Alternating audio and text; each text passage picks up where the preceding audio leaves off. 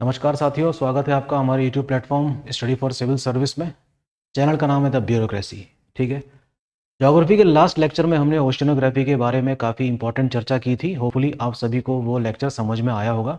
हम खाली introduction part पे डील कर रहे हैं, अभी ज़्यादा डिटेल में नहीं जा रहे हैं। थोड़ा सा रिकैप कर लेते हैं कि हमने लास्ट लेक्चर में लास्ट चीज़ क्या देखी थी। और हमने देखा था जो समुद्र का जो अंदर का जो स्ट्रक्चर है उसको समझने का प्रयास किया था हमने। ठीक, उसको समझने का प्रयास किया था। उसी का थोड़ा सा रिकैप करेंगे और आगे बढ़ जाएंगे। तो आपको याद दिला दूं कि ये हमने सी लेवल माना था। ठीक है। फिर हम देखते थे कि एक इस तरीके से महाद्वीपीय मग्न तट है और यहाँ पर अचानक से स्लोप आता है जिसको हम कॉन्टिनेंटल स्लोप कहते हैं। अचानक से एक उभार भी आता है क्योंकि कई सारे मिनरल्स यहीं पर आकर डिपॉजिट होते हैं। प्लेन देख सकते हैं लंबे समय लंबे दूरी तक का, जिसको हम एबिसल यानी कि नितल मैदान कहते हैं। और एग्जाम में क्वेश्चन यहाँ से आया भी था। जैसे मैं पहले नाम लिख देता हूँ। इसका नाम है शेल्फ यानी कि महाद्वीपीय मगन तट। इसका नाम है स्लोप यानी कि महाद्वीपीय ढलान। इसका नाम है राइज यानी कि उभार। और इसका नाम है प्लेन। नाम इसका नितल मैदान है लेकिन मैं शॉर्ट में लिख रहा हूँ प्लेन। ये पूरा है तो एक प्लेट ही ना, इसको मैं मान लेता हूँ क्या, ओशियनिक प्लेट। और इस ओशियनिक प्लेट के ऊपर काफ़ी दूरी तक तो हम देखेंगे कि क्रस्ट वाला पार्ट है और जहाँ पर डिप्रेशन है वहाँ पर पानी भरा हुआ है। ठीक, तो ये हो गया आपका पैसिफिक ओशन। मान लेते हैं इसको थोड़ी देर के लिए।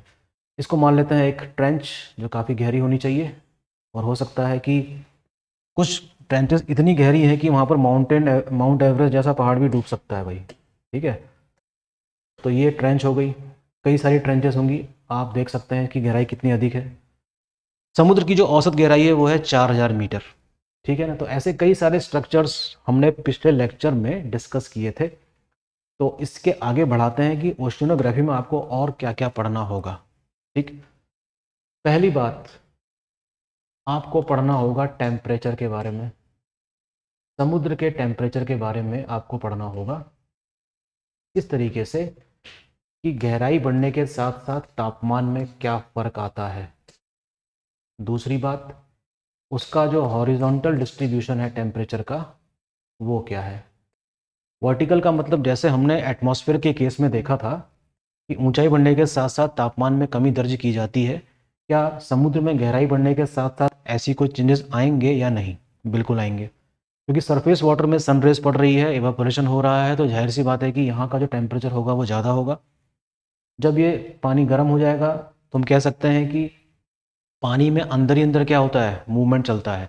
तो कंडक्शन के थ्रू एक प्रकार का क्या बन जाती है, साइकिल बन जाती है समुद्र के अंदर ही, क्योंकि गहराई बढ़ने के साथ साथ टेम्परेचर में कमी दर्ज आएगी, कमी दर्ज की जाएगी। क्यों? क्योंकि एक खास गहराई तक ही सन रेज पेनेट्रेट कर सकती हैं, उसके बाद नहीं। ठीक है। तो देखेंगे कि कितनी गहराई पर टेम्परेचर घटेगा, फिर नॉर्मल रहेगा, और फिर किस गहराई के बाद आगे आगे सभी समुद्रों का तापमान एक जैसा हो जाता है। ये पढ़ना होगा आपको। हॉरिजॉन्टल की बात अगर हम करें तो हम बात कर रहे हैं किस चीज़ की, जैसा कि हमने टेम्परेचर के केस में देखा था ना, प्रेशर बेल्ट कैसे बनती हैं, इसी प्रकार से समुद्र भी आपके दोनों ही गोलार्ध में फैला हुआ है। तो अगर हम इसको इक्वेटर मान लें तो पैसिफिक ओशियन, अटलांटिक ओशियन, ये दोनों महासागर पूरे पूरे दोनों गोलार्ध में फैले हुए हैं। हाफ ऑफ द ओशन जो इंडियन ओशन है वो सिर्फ सदर्न हेमिस्फेयर में ही है। ठीक है। तो यहाँ पर हम देखते हैं अगर हम इक्वेटर पे हैं तो टेम्परेचर वहाँ का ज़्यादा होगा, और पोलर रीजन के पास होंगे तो वहाँ का टेम्परेचर क्या होगा, कम होगा। तो इन दोनों का रिलेशन आपको समझना होगा और किस प्रकार से वाटर का सर्कुलेशन अंदर ही अंदर से ऊपर से नीचे और नीचे से ऊपर होता रहता है कंडक्शन के थ्रू। तो ये चीज़ समझने जैसी है। ठीक। दूसरी बात, एक टॉपिक आता है इसमें यूपीएससी जिसमें अच्छे क्वेश्चन पूछता है, उसका नाम है annual range of temperature of different different oceans. Annual range of temperature यानी कि वार्षिक ताप परिसर समुद्रों में क्या है। तो एक बार क्वेश्चन आया था यूपीएससी में कि अगर हम ताप परिसर की बात करें, तुलना करें पैसिफिक ओशन की अटलांटिक ओशन से, तो किसका ताप परिसर अधिक है। ठीक है। रेंज ऑफ टेम्परेचर का मतलब ये होगा एवरेज टेम्परेचर। जैसे अगर मैं दिल्ली और मुंबई की बात करूं तो रेंज ऑफ टेम्परेचर दिल्ली का क्या है, ज़्यादा है, और मुंबई का क्या है, कम। क्यों? क्योंकि दिल्ली एक ऐसी जगह है जहाँ पर गर्मियों में बहुत गर्मी पड़ती है, और जब कोहरा लग जाए उसका दिसंबर और जनवरी के महीने में तो बहुत ठंड भी पड़ती है। तो वो जो डिफरेंस निकल कर आएगा दोनों का तो काफ़ी ज़्यादा आएगा। इसलिए हम कह सकते हैं कि जो range of temperature of Delhi is more than the range of temperature of Mumbai. Mumbai के साथ क्या है कि मुंबई में गर्मियों में भी तापमान 35-40 के बीच में रहेगा और जाड़ों में भी तापमान 32-33-34 के बीच में ही रहता है। क्यों? क्योंकि वहाँ की जो क्लाइमेटिक कंडीशन है वो किससे प्रभावित है? समुद्र से प्रभावित है और मैरीटाइम टाइप ऑफ क्लाइमेट हमको देखने को मिल सकता है। तो वहाँ पर जब माइनस करेंगे 38 में से 34 तो 4 निकल के आएगा। तो that is the range of temperature of Mumbai is lesser than the Delhi. इस तरीके से हम कह सकते हैं कि रेंज ऑफ टेम्परेचर सिटीज़ के साथ साथ समुद्रों का भी अपना होता है। तो ये पता लगाना होगा हमको कि रेंज ऑफ टेम्परेचर क्या चीज़ है। तो एक टॉपिक ये हो गया जो आपको पढ़ना होगा काफ़ी डिटेल में, ठीक है, वो सब चीज़ें पढ़ाई जाएंगी आपको। दूसरा आ गया, इसमें आपको देखना होगा सैलिनिटी यानी कि लवणता, अर्थात समुद्र का पानी जो खारा है इतना, वो क्यों है भाई? इतना खारा क्यों है वो? क्यों? क्योंकि उसमें कई सारे मिनरल्स घुले हुए यानी कि डाइल्यूटेड फॉर्म में मिलते हैं हमको समुद्र के पानी में, जिसमें सबसे अधिक कंपोजिशन है सोडियम क्लोराइड का, लगभग ये 78% कंटेंट है इसका। इसी प्रकार से मैग्नीशियम क्लोराइड भी है, ठीक है, तो लगभग मेरे ख्याल से मुझे याद आ रहा है 26% के आसपास है। और सल्फेट भी है 4% के आसपास, बाकी 1-8% और भी कुछ होंगे। तो ये सारी चीज़ें समुद्र के पानी को बहुत खारा बना देती हैं, पीने योग्य नहीं है पानी, ठीक है। तो इसमें भी आपको ये पता लगाना है क्या सैलिनिटी समुद्र की सब जगह एक समान है? तो इसका जवाब है नहीं, हो ही नहीं सकती, क्योंकि सरफेस का जो वाटर है सनराइज पड़ने की वजह से यहाँ पर मैक्सिमम इवेपोरेशन होगा। मैक्सिमम इवेपोरेशन का मतलब होगा कि सॉल्ट का कंसंट्रेशन काफ़ी बढ़ जाएगा वहाँ पर। तो इक्वेटर के आसपास वाले जो समुद्र होंगे वहाँ का सैलिनिटी काफ़ी ज़्यादा होगी, और जैसे जैसे हम पोल्स की तरफ जाएंगे वहाँ पर सैलिनिटी कम होगी। दूसरी बात, जैसे अगर हम तुलना करें बे ऑफ बंगाल की अरेबियन सी से, तो आपको पता चलेगा कि बे ऑफ बंगाल ज़्यादा पानी रिसीव करती है रिवर का। It receives more fresh water in comparison to the Arabian sea. तो हम पता लगा सकते हैं आसानी से कि बे ऑफ बंगाल जो है, बंगाल की खाड़ी, वो ज़्यादा, उसमें खारापन कम होगा as compare to the Arabian sea. इसी प्रकार ऐसे सागर जहाँ पर नदियाँ पहुँच ही नहीं पा रही हैं उनका खारापन और भी ज़्यादा होगा, जैसे कि रेड सी है ना, ब्लैक सी है। They do not receive much of the fresh water from the river, due to which this fact explains कि why the all salinity distribution is not equal among all the seas and oceans, ठीक। Mediterranean sea receives ample amount of water from different rivers which are coming from the Europe, और Nile river वहाँ गिर रही है last में, तो वहाँ की सैलिनिटी क्या हो जाएगी? कम हो जाएगी। तो इसके डिस्ट्रीब्यूशन को भी देखना है, गहराई के साथ भी और हॉरिजॉन्टल के साथ भी। इम्पॉर्टेंट है, बहुत इम्पॉर्टेंट है, it will take time to understand. तीसरी चीज़ ये भी बहुत इम्पॉर्टेंट है जो आपको समझनी है, वो है कोरल रीफ्स के बारे में। ये आपको जानना होगा, काफ़ी इंपॉर्टेंट है, यूपीएससी पॉइंट ऑफ व्यू से तो बहुत ही इंपॉर्टेंट है। तो ये एक खास किस्म का मैरीन इकोसिस्टम है, ठीक है ना, जो समुद्र के पानी की एक खास गहराई में डेवलप होता है।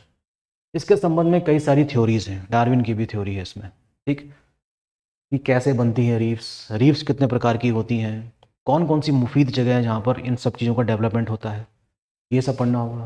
नंबर 4, वाटर स्ट्रेट यानी कि जल संधि, ठीक है। दो कॉन्टिनेंट के बीच में अगर कोई जगह आपको दिख रही है जो सेपरेट कर रही है दो कॉन्टिनेंट को और जोड़ रही है, जो जैसे मान लीजिए कि एक कोई सागर है और एक सागर ये, चलो मैं इसको दोबारा समझा देता हूँ। जैसे मान लीजिए कि इंडिया ही है ये और ये श्रीलंका हो गया, ये बे ऑफ बंगाल है, ये इंडियन ओशियन है, बे ऑफ बंगाल। तो यहाँ पर एक जल संधि है, नाम है जिसका पॉक जल संधि, काफ़ी सरल सा नाम बता रहा हूँ मैं आपको। तो क्या कर रही जल संधि, क्या करती? It separate two land masses and connects two water bodies.